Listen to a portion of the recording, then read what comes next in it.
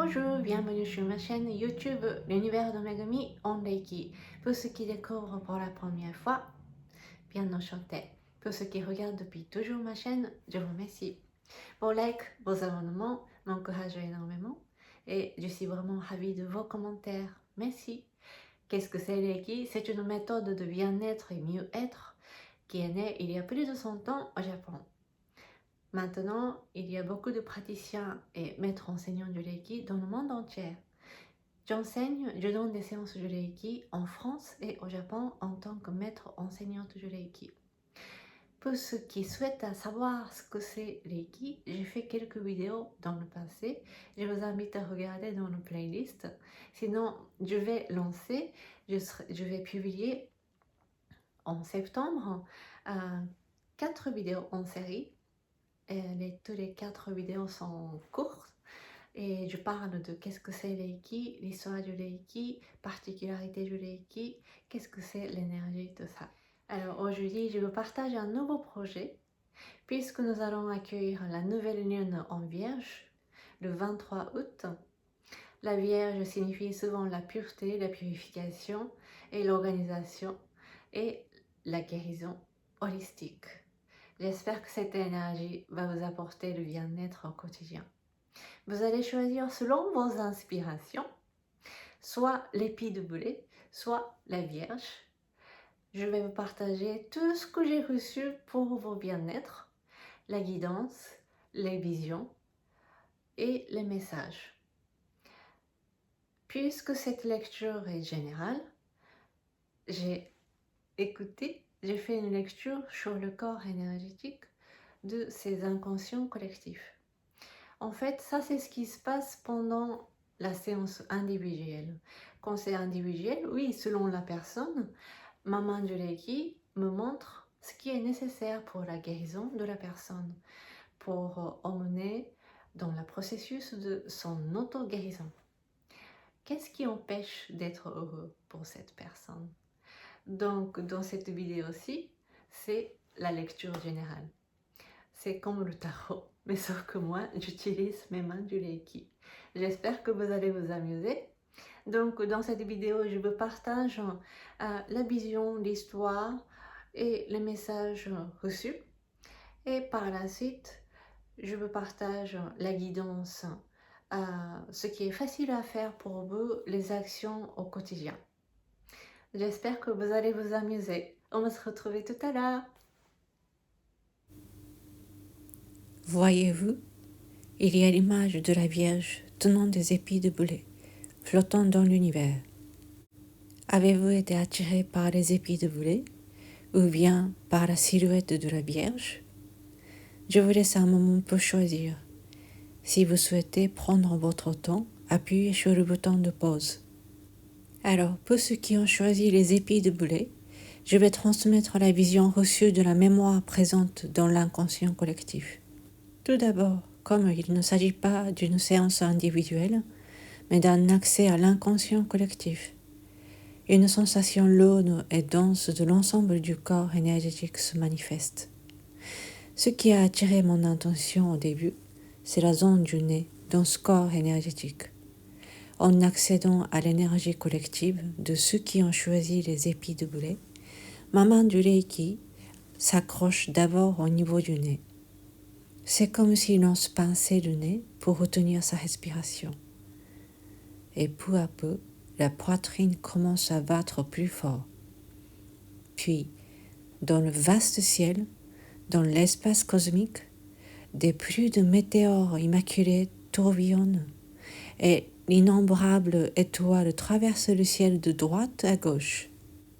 C'est un spectacle d'une telle beauté qu'il en coupe le souffle. Cependant, la partie la plus dense où se rassemblent ces météores blancs commence à émettre une lumière rouge. Cette lueur rouge indique qu'il semble pénétrer dans l'atmosphère terrestre. Une énergie immense explose. Il y a des étoiles qui réussissent à la traverser et d'autres qui n'y parviennent pas. C'est une frontière entre celles qui peuvent continuer à leur chemin et celles qui se consument. Il semble que l'on nous montre une mémoire très ancienne, datant des temps immémoriaux. Si vous ressentez un lien avec les météorites, ou si vous en possédez une près de vous, il pourrait être intéressant d'entrer en communication avec elles. Elles pourraient vous raconter leurs souvenirs du moment où elles ont franchi l'atmosphère. Et les étoiles qui ont réussi à traverser et atteindre la Terre se cachent pour une raison mystérieuse. Elles retiennent leur souffle, comme si elles se pinçaient le nez pour arrêter de respirer. Ensuite, en accédant à l'énergie collective de ceux qui ont choisi les épis de boulet, Maman de Reiki se bloque au niveau de la gorge. Là s'étend un lac étincelant d'une lumière émeraude. Sur la gauche se trouvent les peuples de la forêt. Parmi eux, il y a des créatures aux formes et aux apparences inconnues des humains. Et sur la droite du lac, on distingue quelque chose qui brille d'une lueur bleuâtre, mais dont la forme reste indéfinissable.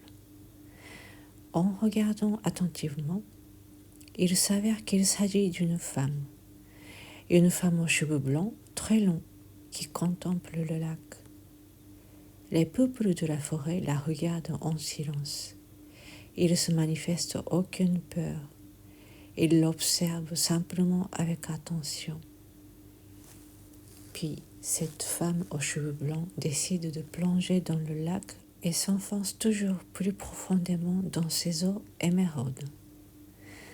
Et alors, que se passe-t-il?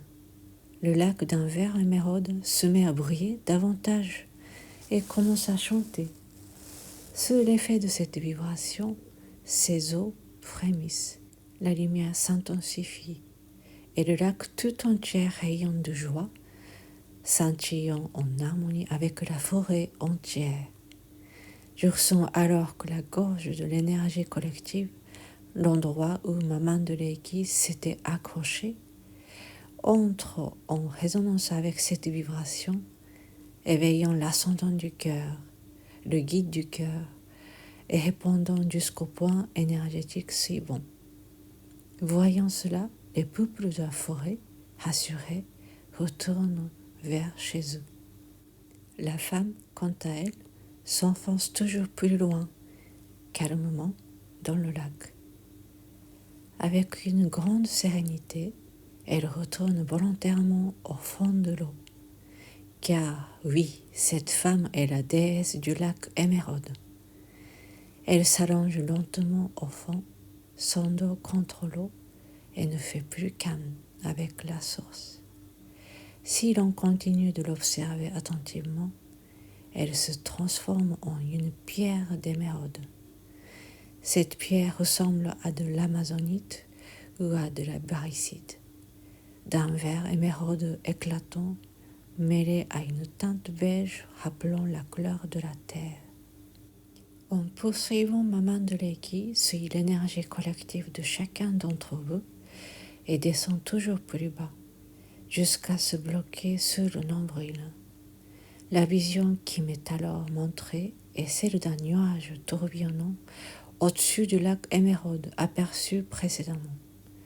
Ce nuage mêlant des teintes rouges et oranges contrastant avec l'émeraude finit par se transformer en un immense tourbillon semblable à une tornade qui descend encore vers le bas. La tornade longue et fine s'étire vers le bas, puis traverse le lac émeraude et atteint, sans que je m'en aperçoive, le ventre de la déesse aperçue tout à l'heure. La déesse, sans manifester la moindre surprise, reste allongée et sourit doucement. Je deviens alors cette tornade et pénètre à l'intérieur de son ventre. Et que découvre-je là? Un scarabée se trouve devant moi, un scarabée d'un magnifique vert émeraude. On dirait que de petites cornes poussent sur sa tête, mais il brille avec une lumière émeraude pure, paisible et éclatante. Maman de Reiki, toujours guidée par Reiki et lumière, s'écoule ensuite vers les deux jambes. Alors apparaît une forêt sombre, plongée dans la nuit. On y entend le murmure d'un ruisseau et l'on y voit refléter la lune.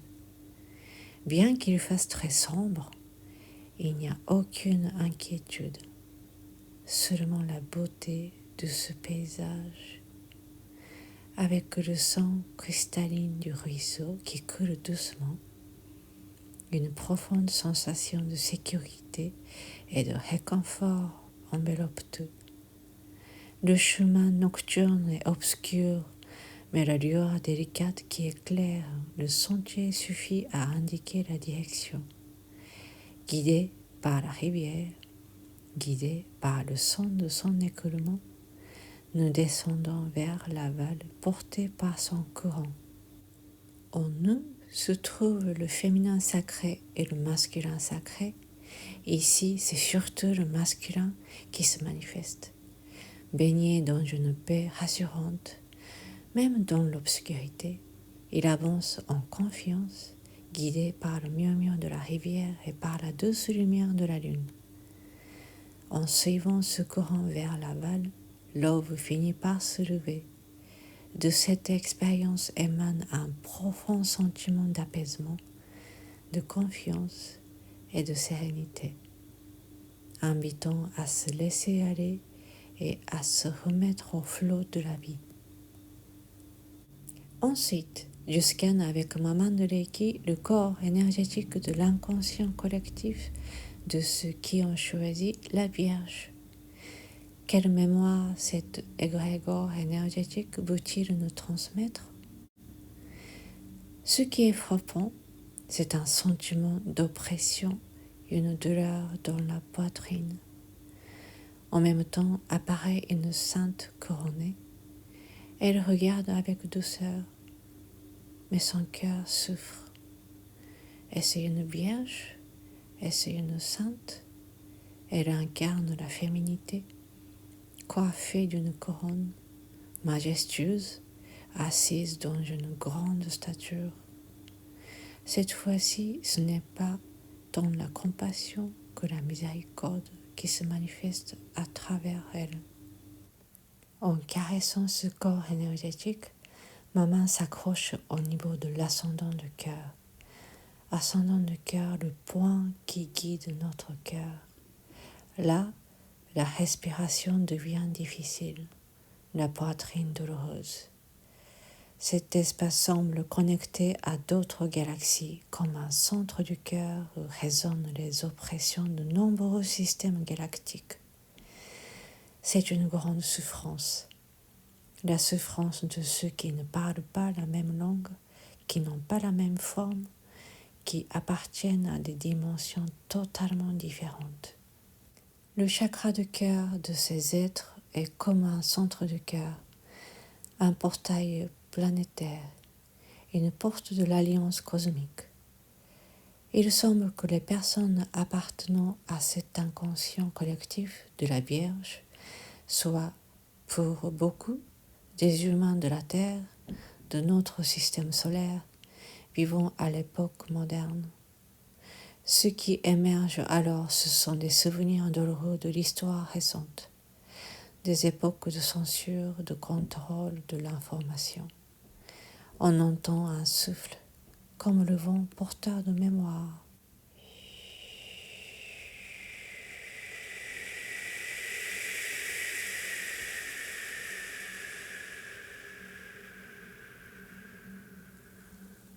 Une lune bleuâtre apparaît.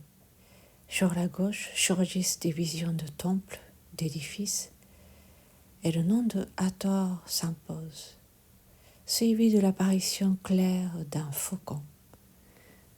Notre inconscient collectif transcende les frontières et se relie au mythe égyptien.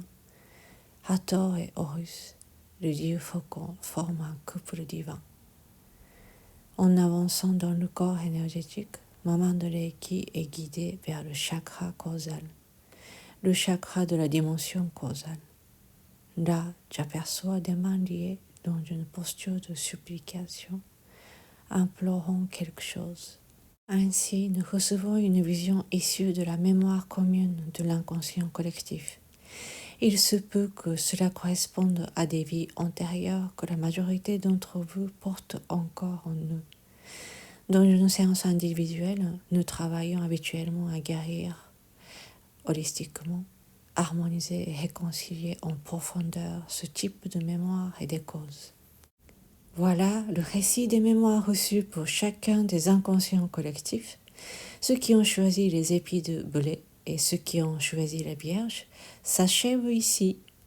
Je vais maintenant vous transmettre une guidance pour des actions simples à mettre en pratique dans votre quotidien. Pour celles et ceux qui ont choisi les épis de blé, l'élément clé est l'eau.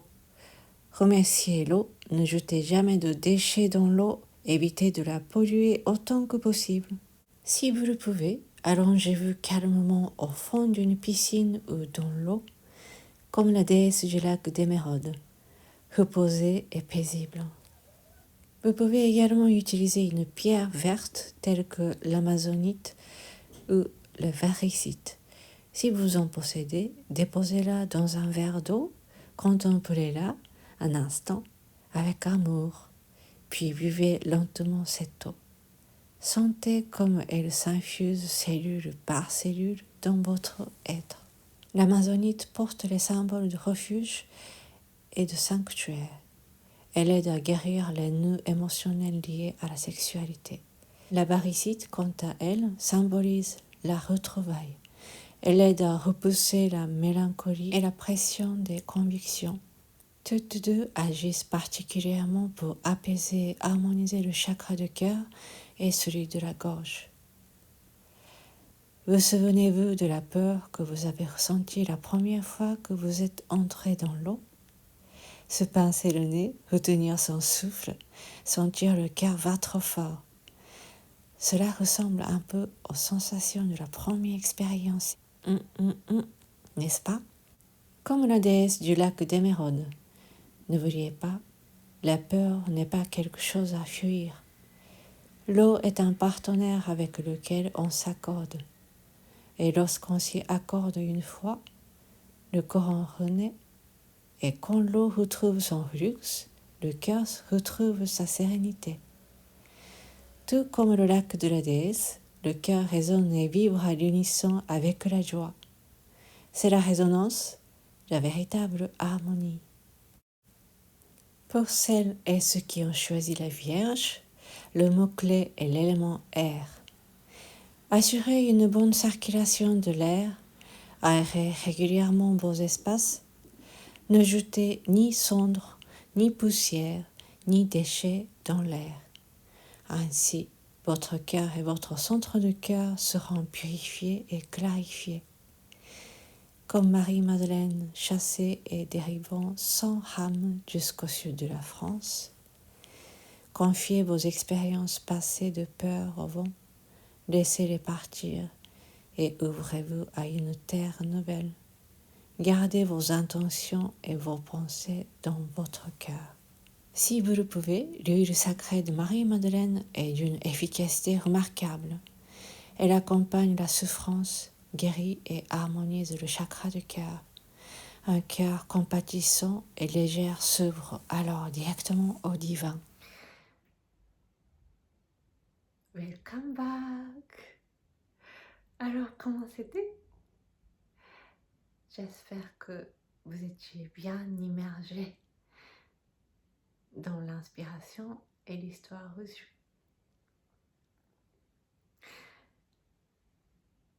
Apparemment, en septembre aussi, la nouvelle lune, nous allons accueillir en Vierge. J'espère que cette lecture va vous apporter pour vos améliorations si vous le souhaitez. Vous pouvez regarder, revoir à vos guides, vos rythmes.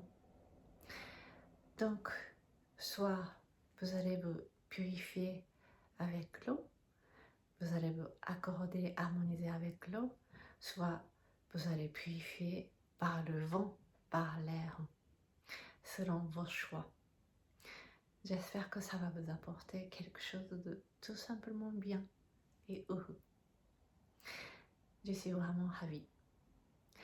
Alors, donc, pour ceux qui souhaitent à recevoir les guidances plus détaillées avec Reiki, si vous êtes déjà initié, que vous êtes des praticiens de Reiki, oui, d'habitude, si vous êtes des praticiens du Reiki, je reçois des guidances beaucoup plus détaillées, puisque c'était une lecture générale, ça reste en globalité.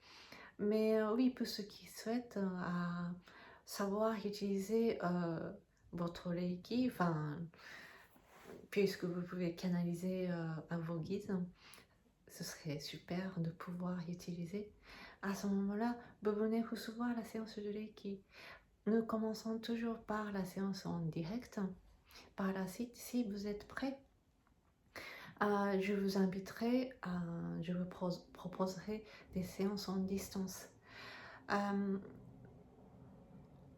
Il n'y a pas de bien et mal, mais le processus et l'accès sont différents entre la séance directe et en distance.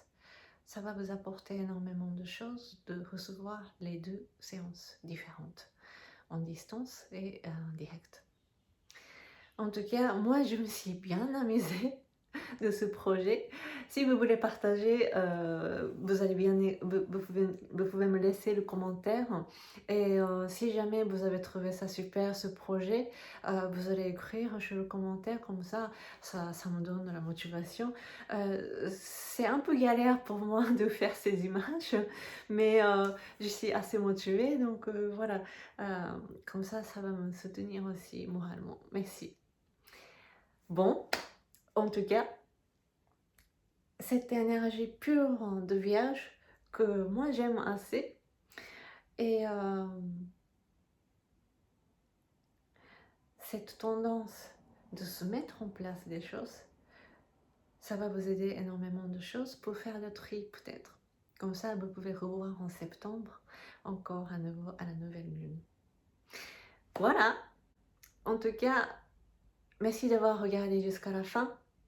Toutes les informations pour la séance de Reiki est écrites sur la description. Je partage ces images et vidéos sur Instagram et Facebook aussi. N'hésitez pas à me commenter et liker et abonner. On va se retrouver sur les autres vidéos. Matane, à bientôt!